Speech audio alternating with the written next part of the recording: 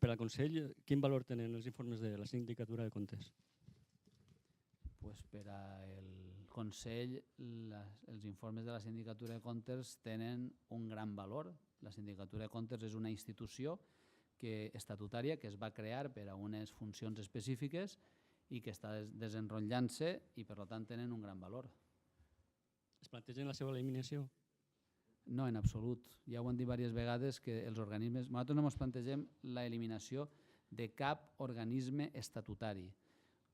I el que han plantejat és en alguns que són col·legiats la reducció del número de membres i en els que són unipersonals, com és la Sindicatura de Comptes, el seu manteniment. Per supost, com en tots els altres organismes de l'administració, empreses públiques, etc., reducció de la despesa com en gastos de funcionament, com s'ha anat fent durant aquests últims anys, però en cap cas la seva eliminació. Quin cas han fet els informes que durant anys i anys i anys i anys diuen que havia que prendre mesures per a corregir el dèficit en Canal 9?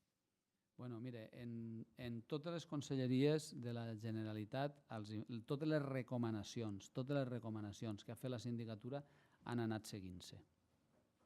Pareix que al final l'únic que han pogut aconseguir és tancar-ho per a solucionar-ho.